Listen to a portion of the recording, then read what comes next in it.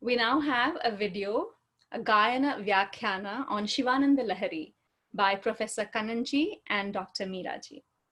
Professor Kannan, Professor K.S. Kannan, currently serves as Chair Professor at IIT Madras. He is the Academic Director of Swadeshi Indology Conference Series. He is a Senior Fellow at ICSSR, New Delhi, and nominated member of IIAS Shimla, nominated by MHRD. His Holiness Rangapriya Swamiji conferred upon him the title Vidya Nidhi. Professor Kannan has to his credit more than a dozen books published in English, Sanskritam, and Kannada, and has delivered over 100 invited talks in fora such as International Gita Forum, Singapore, IISc, IIM, Bangalore, etc. Dr. Meera HRG is an engineer by training. She gave up her software consulting job to pursue her interest in Sanskritam. She now has a PhD in a multidisciplinary topic on cognitive linguistics and Alankara Shastra. She's a visiting professor at IIAS Shimla and is the senior editor for Infinity Foundation India. She has presented papers in various conferences at the national and international level.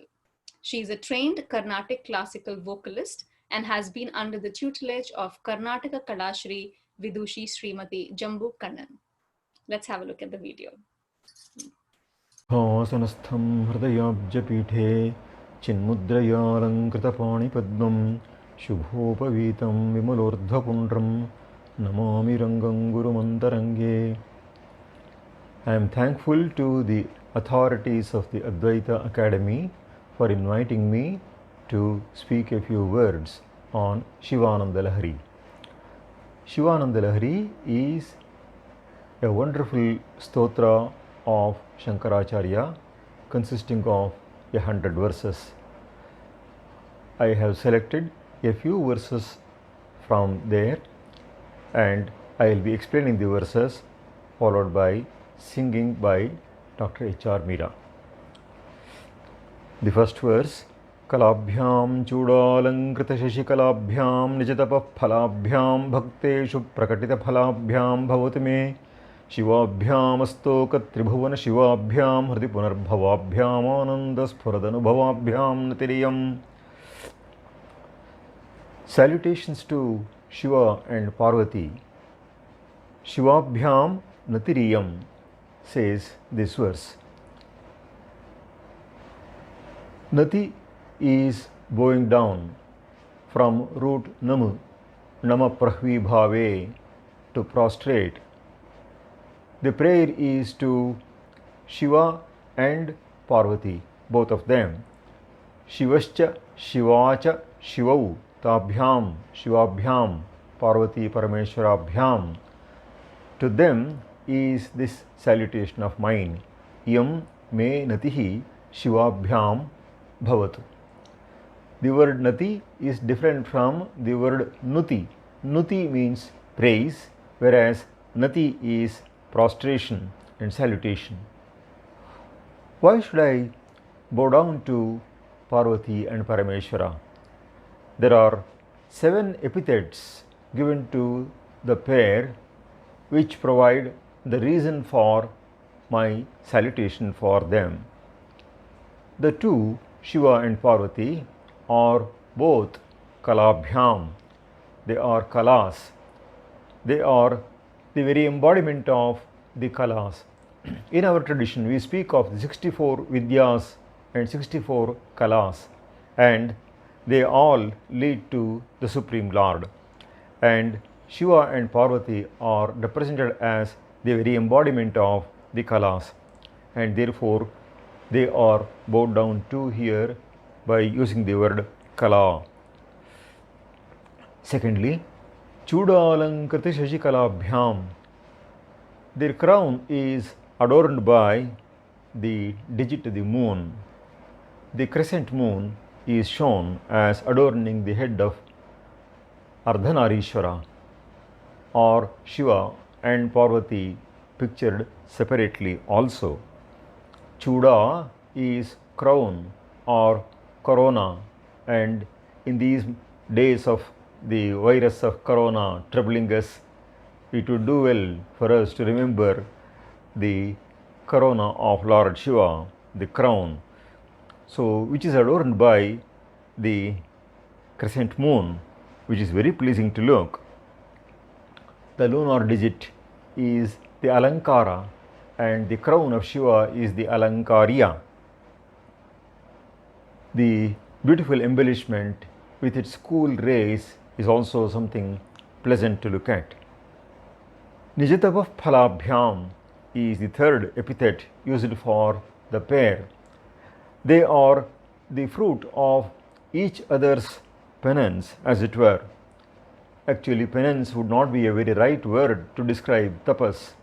A word like austerity may come closer to that, or the word ascesis. However, the word penance is being commonly used, though inappropriately, because penance refers to something which is done as a mark of penitence, as an atonement for some sin. This is not the case here. They are the very swarupa of tapas. Nijatavah phalabhyam. There is that famous verse which says that each was the fruit of the tapas of the other. Paraspara tapas sampat phalayita parasparau prapancha mata pitarau pranchau jayapati stumaha.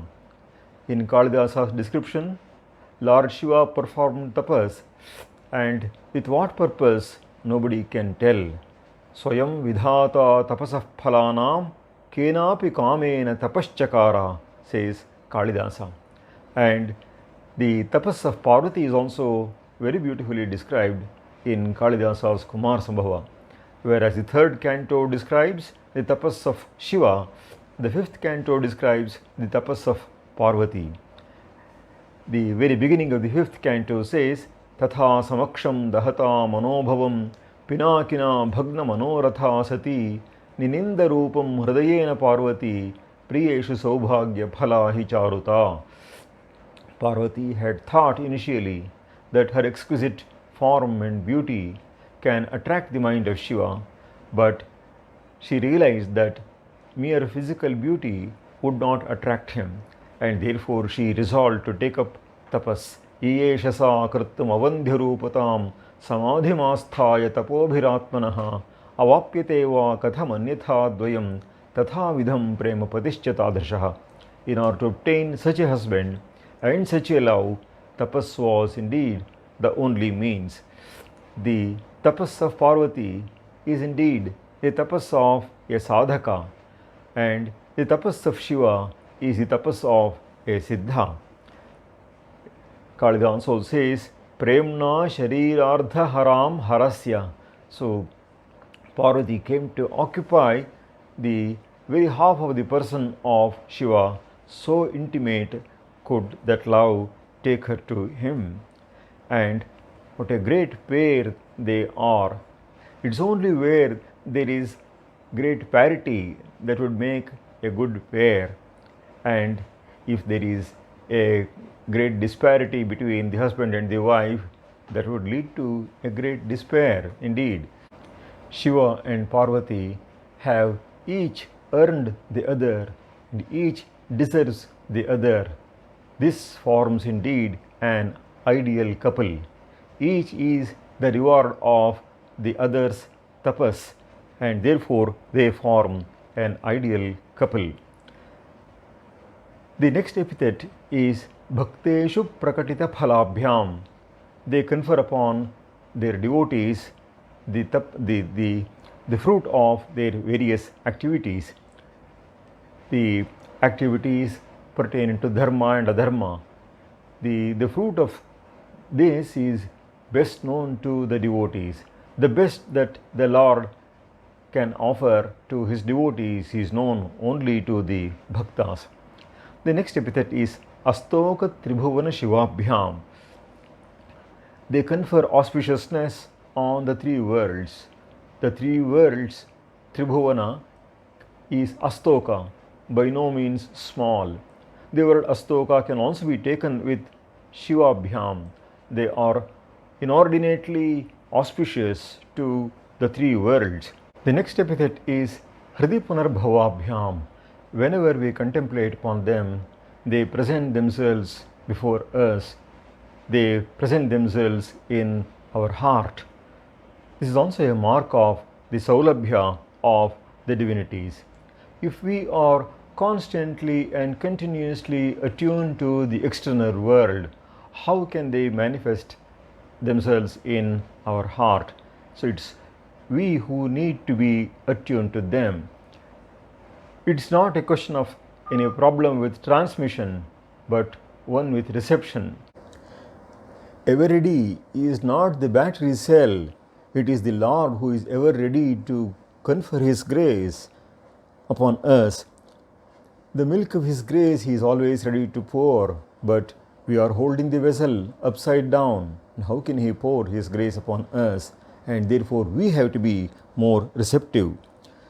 The newness of the experience every time we contemplate upon the Lord is also indicated by Hridipunar Bhavabhyam. In Kalidasa's expression, there is a comparison. Salila nidhiriva pratikshanam me bhavati sa eva navo navoya makshnoho. Every moment the ocean looks as beautiful as ever. In the words of Magha, kshane kshane yan navatam upaiti tadeva rupam ramaniyatayaha. It appears new every moment. The experience here is a reference to what is known as Dahara Vidya in the Upanishads. The next epithet is Anandaspuradhanubhavabhyam. The experience of the Lords is something that is throbbing with joy. In the Taittiriya Upanishad, we have a reference to Yesha Brahmanaha Anandaha. The Ananda that is experienced there at the height of meditation is something that surpasses all other experiences of joy that we have in the world. There is also a description which says, Yat saukhyam buddhi lesha leshata ime shakradayo nirvritaha. The joy of Indra and others is like but a drop in the vast ocean of joy. For all these 7 reasons, the pair of Lords deserve our salutations. The two are one, for each is both. The two constitute the world's pristine and holy hologram. Yashivo Namarupabhyam Ya Devi Sarvamangala. Kalidasa himself says, Saha Bhimarupaha Shiva ityudiryate Nasanti Yatharthya Vidaha Pinakinaha. Each experience is throbbing with joy, and each wave is a wave of joy. It's an Śivānandalaharī. Like Kalidasa praying to Parvati and Parameshwara in the very opening verse of his Raghuvamsha, there is a prayer here to Parvati and Parameshwara in the words Shivabhyam Natiriyam. Now Meera will sing this opening verse of Śivānandalaharī. कलाभ्यां चूडालङ्कृतशशिकलाभ्यां निजतपःफलाभ्यां भक्तेषु प्रकटितफलाभ्यां भवतु मे कलाभ्यां चूडालङ्कृतशशिकलाभ्यां निजतपःफलाभ्यां भक्तेषु प्रकटितफलाभ्यां शिवाभ्यामस्तोकत्रिभुवनशिवाभ्यां हृदि पुनर्भवाभ्याम् आनन्दस्फुरदनुभवाभ्यां नतिरियं शिवाभ्याम् अस्तोकत्रिभुवनशिवाभ्यां हृदि पुनर्भवाभ्याम् आनन्दस्फुरदनुभवाभ्यां नतिरियं भवतु मे नतिरियम्.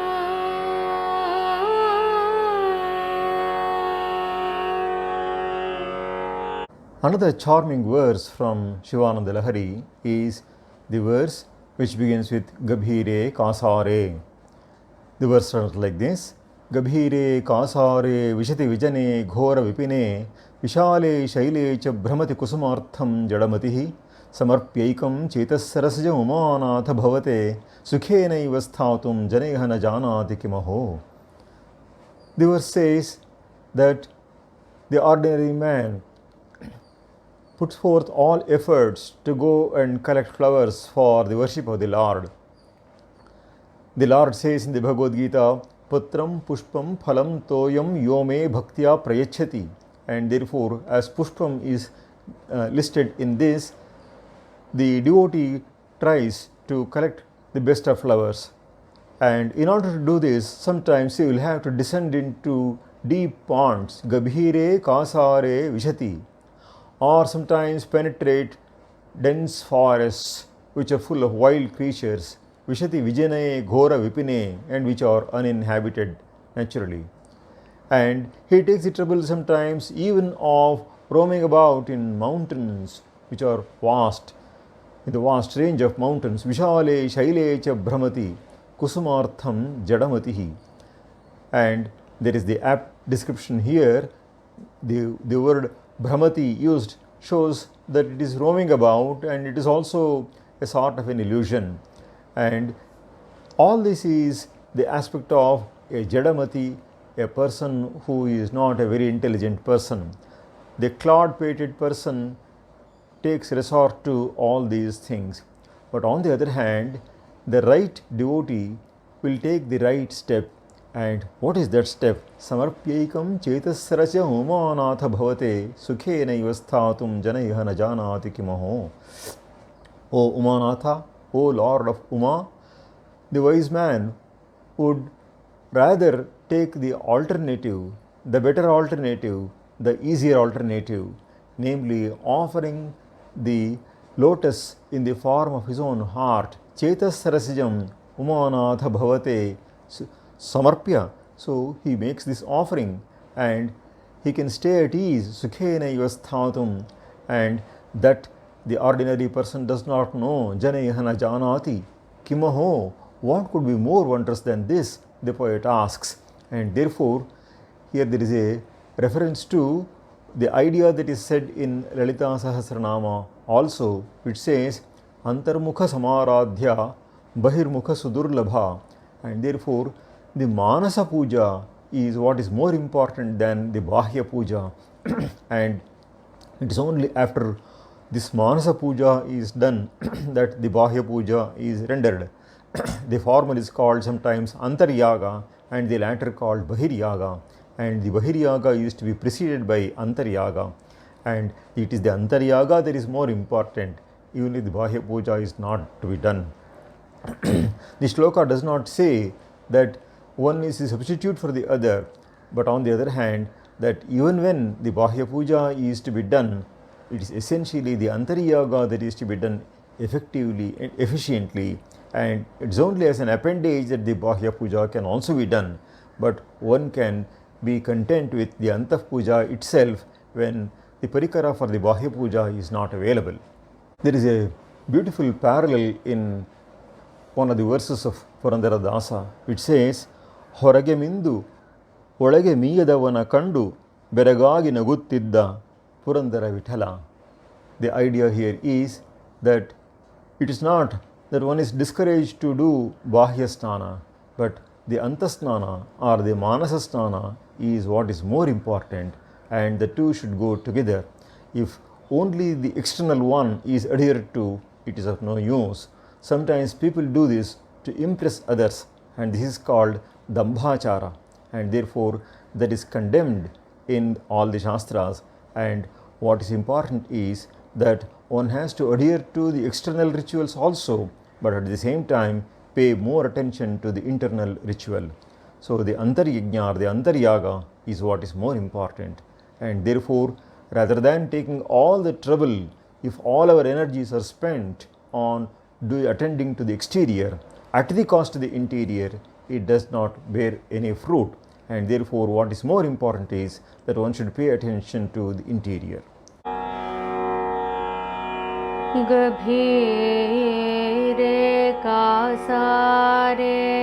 विशति विजने घोरविपिने विशाले Shelley च भ्रमति कुसुमार्थं जडमतिः गभीरे कासारे विशति विजने घोरविपिने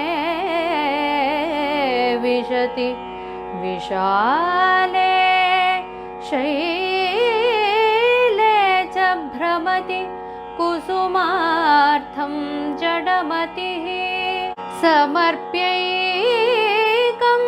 चेतसरसिजम् उमानाथ भवते सुखेनैव स्थातुं जन इह न जानाति उमानाथ भवते चेतसरसिजमेकं समर्प्य सुखेन स्थातुं सुखेन एव स्थातुं जन इह न जानाति किमहो Umanath किमहो. Another beautiful verse of Śivānandalaharī is Karasthe hemadrau girisha nikatasthe dhanapatau grihasthe swarbhuja marasurabhi chintamanigane shirasthe shitamshau charana yugalasthe khila shubhe kamartham dasyeham bhavat bhavadartham mama manaha. O Shiva, Girisha, what am I to offer to you? Shankara says, because if I have to offer something to the great Lord, it should be something good and great. And what are the good and great things that one may possibly offer? In fact, all the good and great things are there with Shiva. Shankara lists out 5 such items. He says, Karasthe hemadrau. The golden mountain is right in your hands. The golden mountain is a reference to the Meru mountain. Meru Sumeruhu Hemadrihi, says Amarakosha. Ratnasanus Suralayaha. So all these words are synonyms of the mountain Meru. And that mountain Meru was indeed in the form of a bow in the very hand of Lord Shiva. And therefore he is sometimes called Merudhanva. So Merudhanvan is an epithet of Lord Shiva. And that mountain, which is no ordinary mountain and which is actually a golden mountain, is there something right in the hand of Lord Shiva. And therefore there is no thought of offering any riches to this Lord who has the golden mountain in his hand. Karasthe hemadrau. Girisha nikatasthe dhanapatau. And the thought of offering some riches to the Lord is also nullified by the factor of Shiva's close friend being Kubera himself. Kubera is known as the very friend of Shiva. In the Amarakosha it is said, Kuberaha Triyambaka Sakhaha. He is the friend of Lord Shiva. And he is also known as Rajarajo Dhanadipaha. And he is also known as Shridaha. So it is he who confers riches. And therefore that person is there as a close friend of Lord Shiva.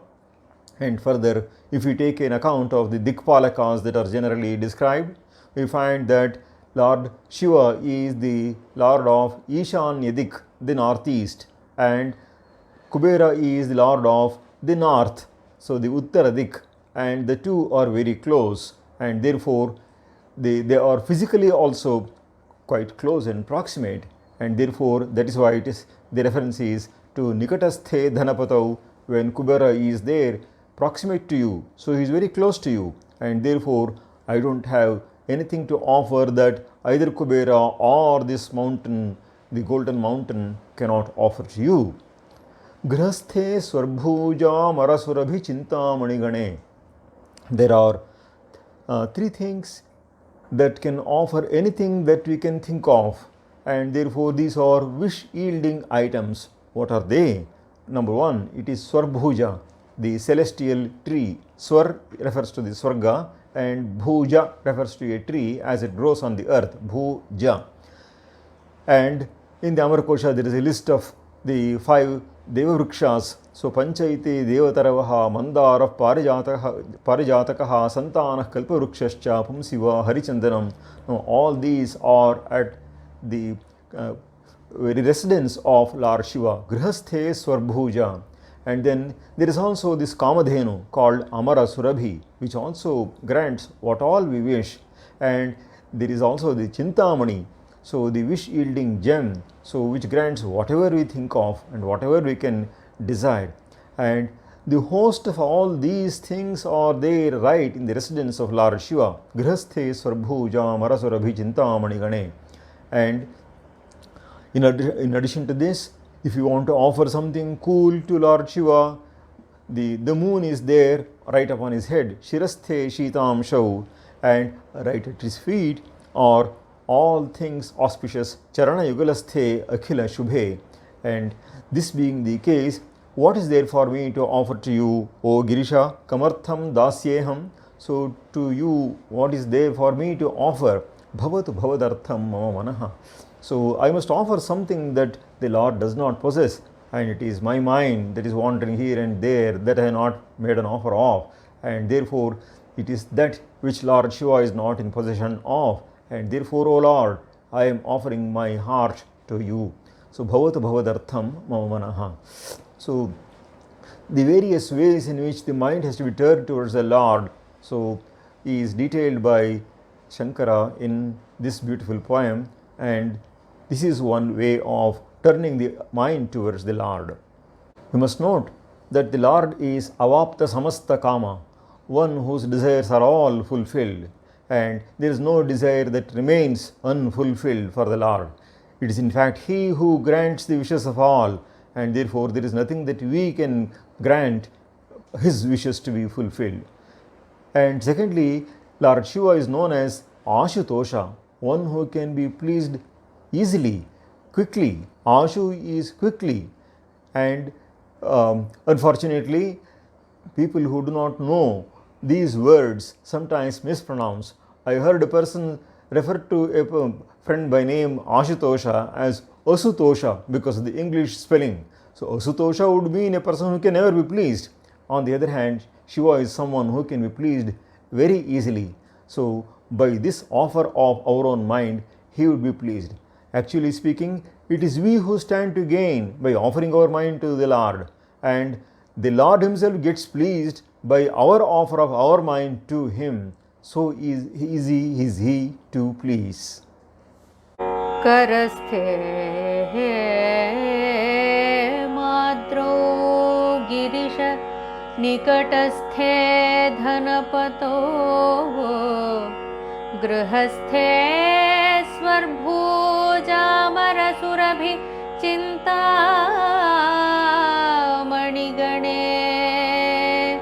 करस्थे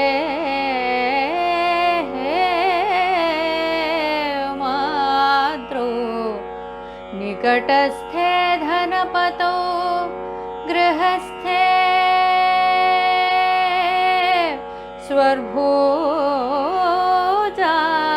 स्वर्भुजामरसुरभि चिन्तामणिगणे स्वर्भुज अमरसुरभि चिन्तामणिगणे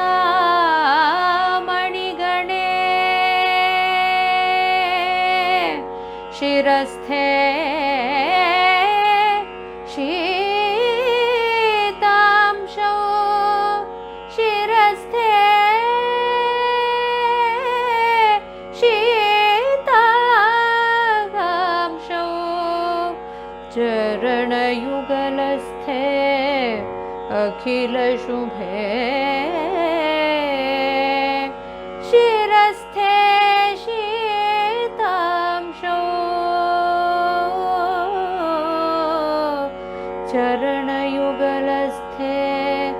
अखिलशुभे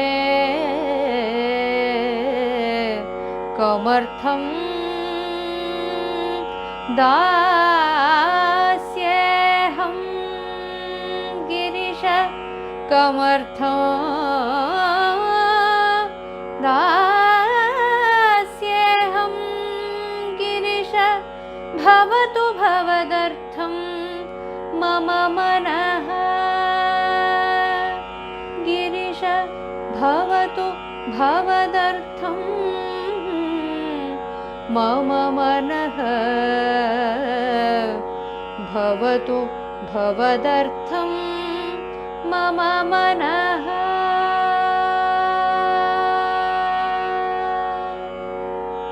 Another beautiful verse is Magacha.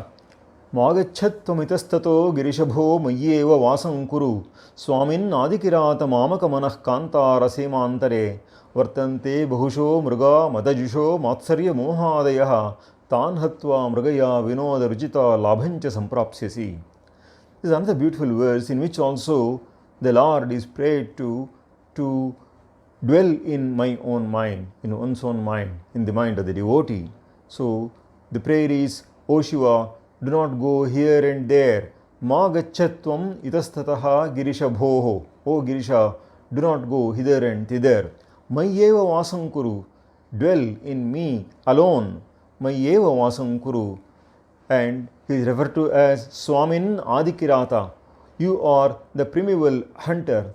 We know, for example, that there is a description of Lord Shiva as the hunter in, for example, the Kiratarjuniya Prasanga in the Mahabharata.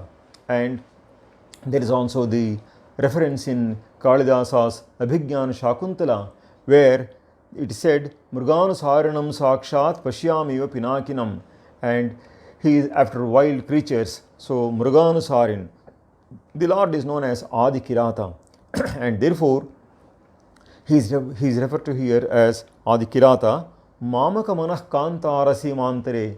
So please stay right within the boundaries of the forest that my mind is. The mind is compared to a forest, and a forest, to be worth its name, should be full of wild creatures. And Shankara says that the mind is full of indeed wild creatures.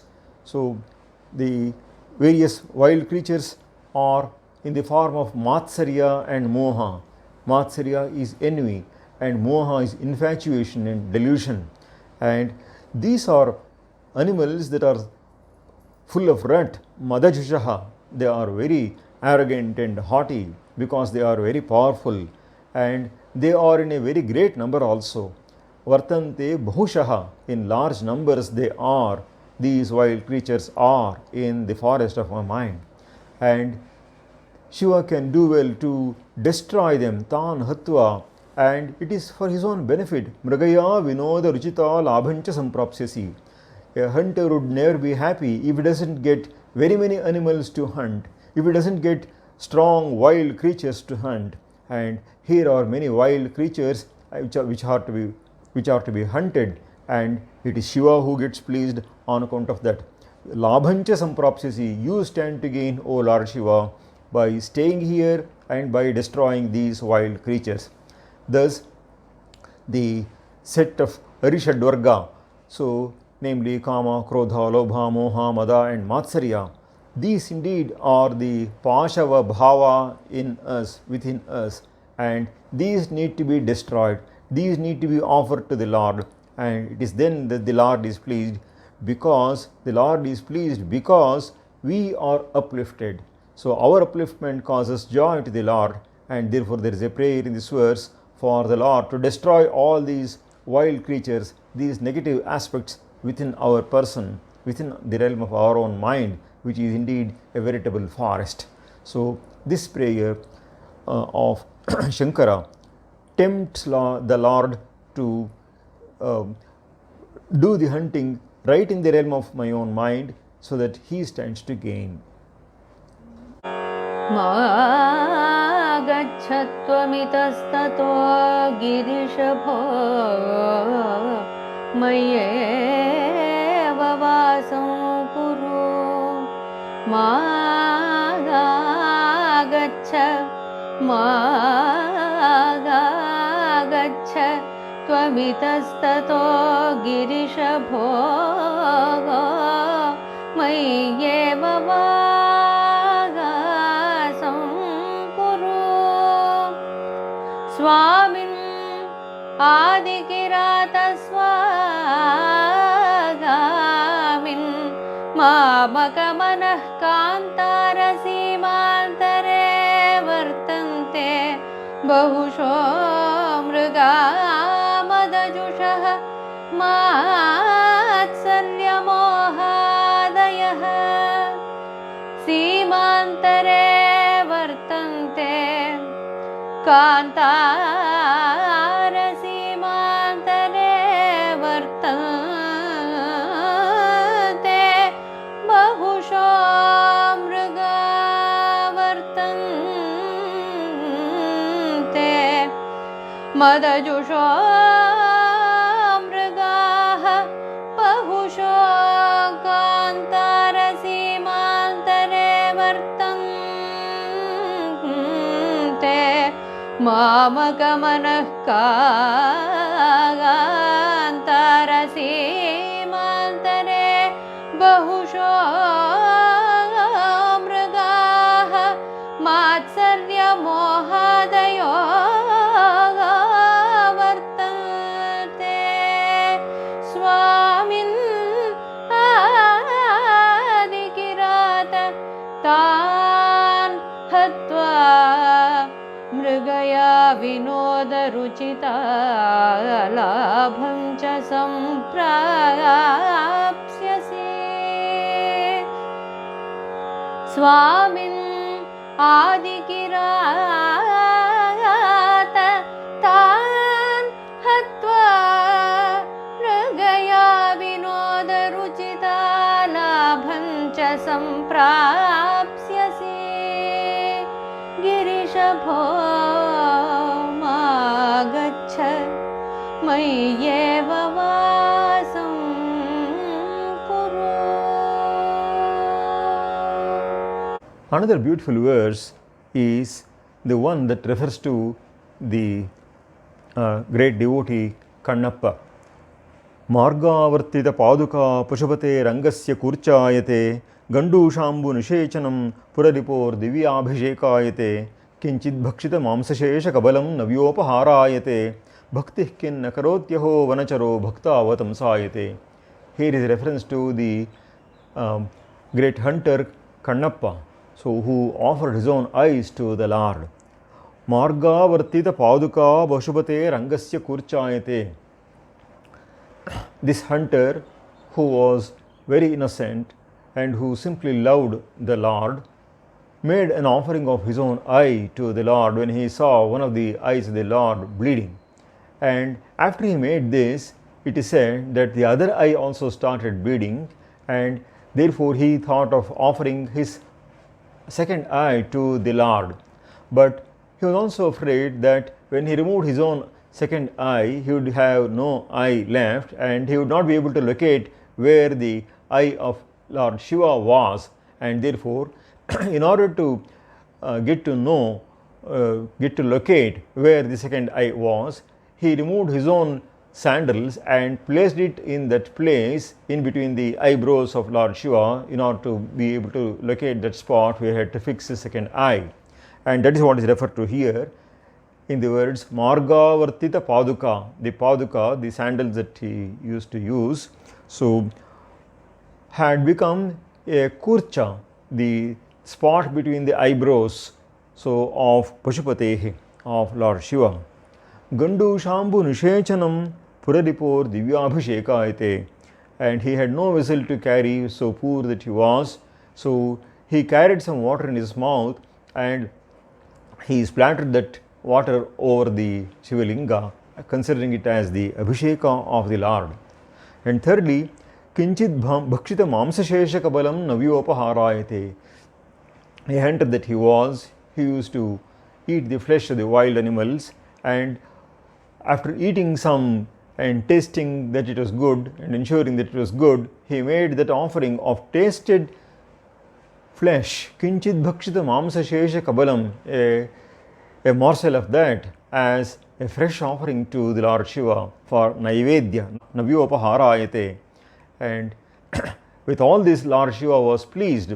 Bhakti kim nakarotyaho vanacharo bhakta avatamsayate. This hunter in the wild was also known as the best of the devotees. Bhakta avatamsayate. Avatamsa is an ornament worn upon the ear, or one which is given a very high place, and therefore this Vanachara, this hunter Kannappa, was given a high place. Even though every one of the actions that is done by this hunter goes against the prescriptions of the Agamas, it is a case of extreme bhakti, and therefore in such cases the rules are not to be strictly cared for. There is a saying in Sanskrit, Rasachakre pravrittetu nacha shastram nacha kramaha, and therefore here is the Bhakti Rasa Chakra pravritti, and therefore the Shastra is not properly cared for.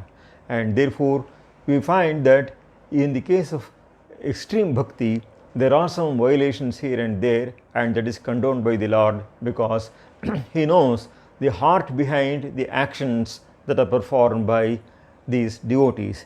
And therefore, bhakti kim nakaroti, what does bhakti do not do? So the shloka asks in a rhetorical manner, and therefore all this is to be taken as the product of high veneration for the Lord and deep love towards the Lord. And these are not to be taken, the actions here need not be taken as models for our own observance, and therefore the supreme importance of bhakti is shown here. मार्गावर्तितपादुका पशुपतेरङ्गस्य कूर्चायते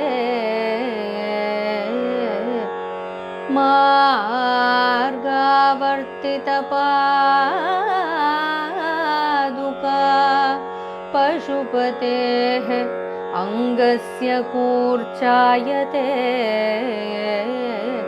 गण्डूषाम्बुनिषेचनं पुररिपोर्दिव्याभिषेकायते गण्डूषाम्बुनिषेचनं पुररिपोः दिव्याभिषेकायते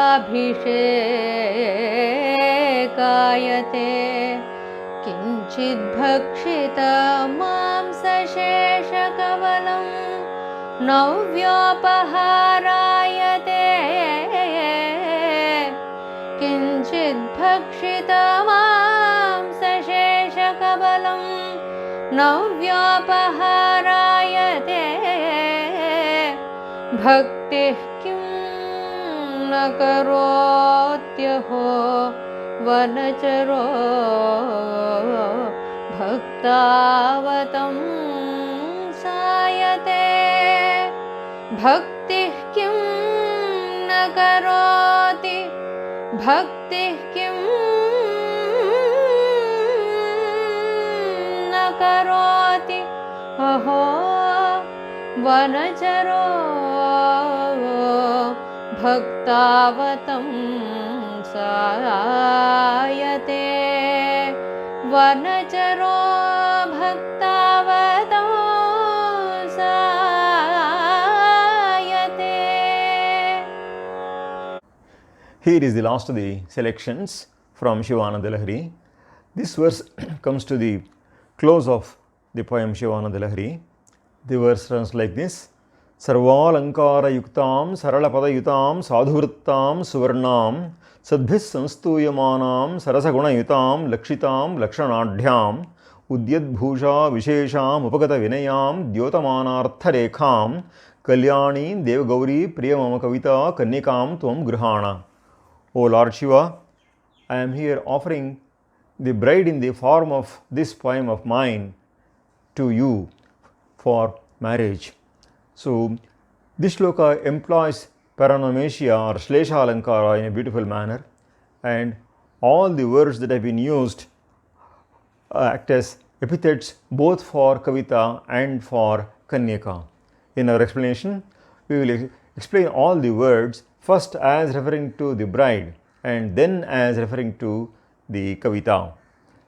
A typical worthy bride would be endowed with all these features. Number one, Sarvalankara Yuktam. So she is endowed with all the embellishments.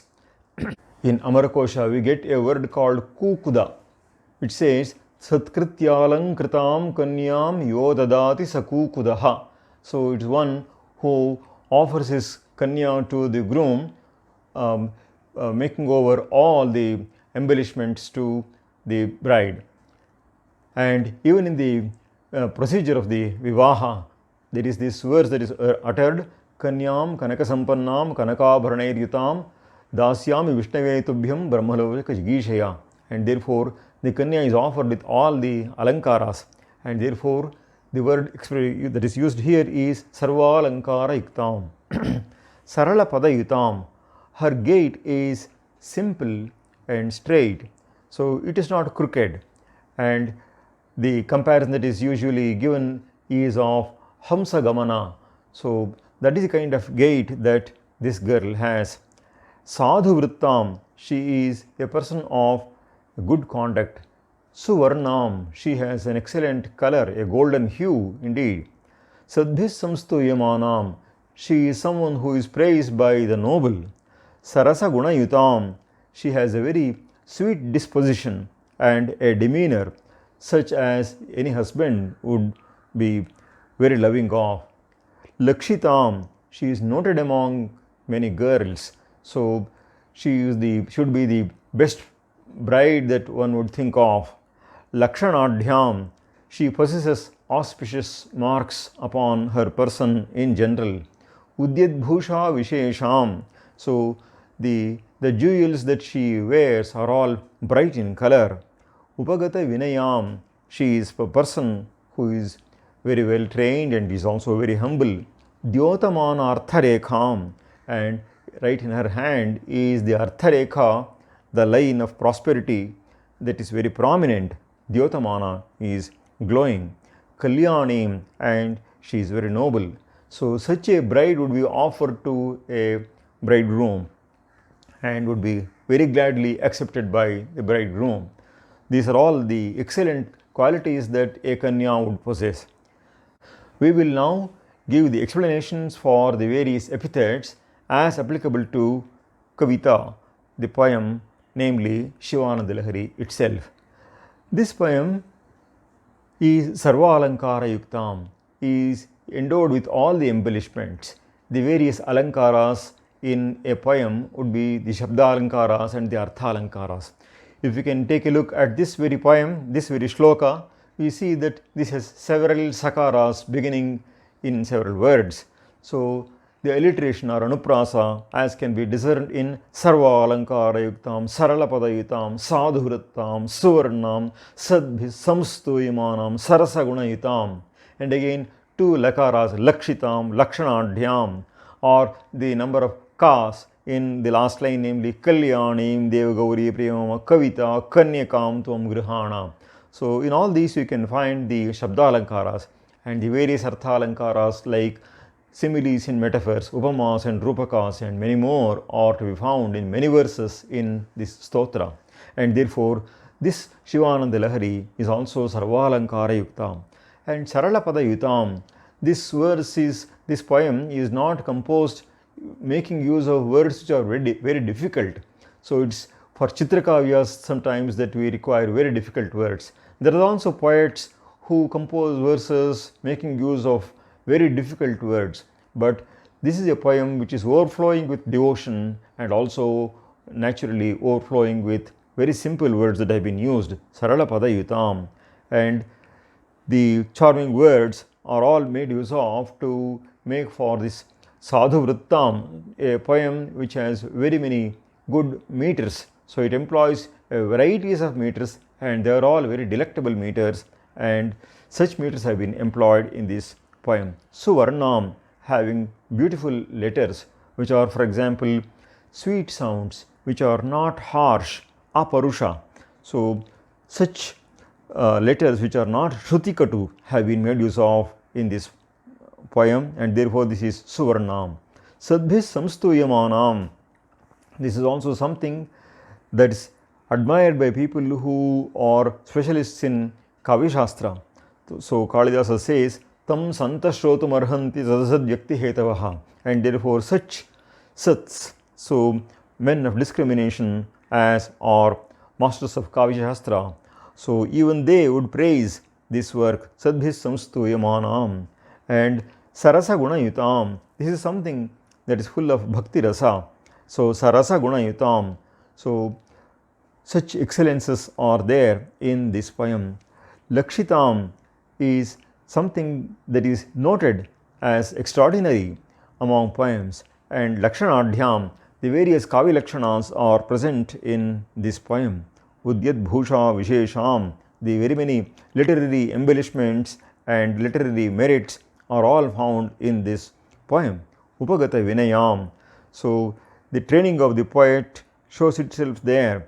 So his discipline and his poetic humility and the unobtrusive nature of the poet are all reflected here. Dyotamana Rekham, and we have meanings issuing from words at the levels of Abhidha, Lakshana and Vyanjana, and further it is Vyangyartha that is very prominent here. Dyotamana Rekham and Kalyani, this is also very auspicious.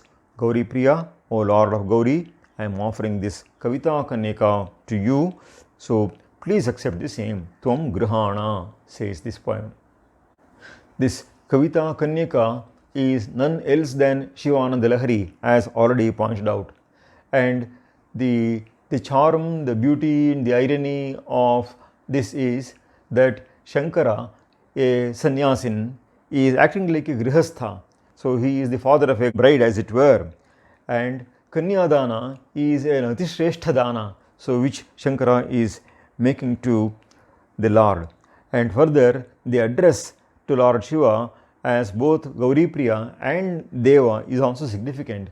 The word Deva means one who is Krida Samartha, Div Kridayam, and therefore to this sportive fellow, namely Shankara, to this Gauri Priya, one more bride, one more damsel is being given. सर्वालङ्कारयुक्तां सरलपदयुतां साधुवृत्तां सुवर्णां सर्वालङ्कारयुक्तां सरलपदयुतां साधुवृत्तां सुवर्णां सद्भिः संस्तूयमानां सरसगुणयुतां लक्षितां लक्षणाढ्यां सद्भिः संस्तूयमानां सरसगुणयुतां लक्षितां लक्षणाढ्याम् उद्यद्भूषा विशेषाम् उपगतविनयां द्योतमानार्थरेखाम् उद्यद्भूषा विशेषाम् उपगतविनयां द्योतमानार्थरेखां Kalyani Kalyani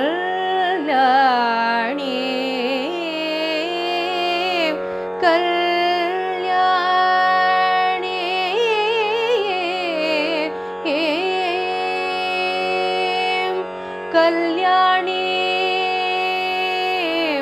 Kalyani कल्याणीं Dev Gauri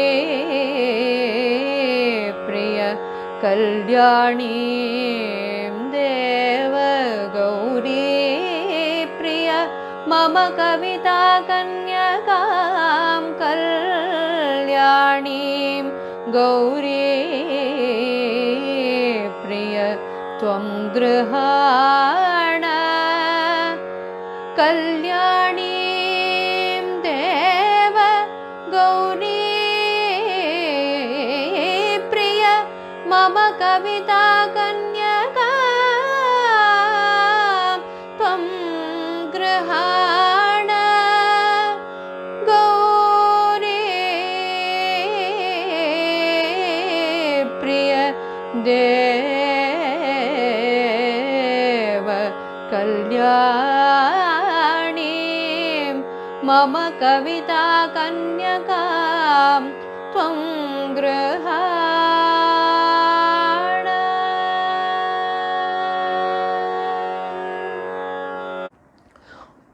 I hope the shlokas we have selected gives an idea of the beauties that Śivānandalaharī abounds in. Namaskar. Thank you, Kannan-ji and Meera-ji, for that absolutely mellifluous rendition of Shankaracharya-ji's Śivānandalaharī. And thank you all for attending this particular session. The next session at 6:30 p.m. IST is Sambandha Bhashya from the Brihadaranyaka Upanishad by Sri Venkataraman-ji, followed by a video session in Telugu by Srimati Amrutavalli Durvasula on Devi Aparadha Kshamapana Stotram. Hope to see you all back here. Shri Gurubhyo Namaha.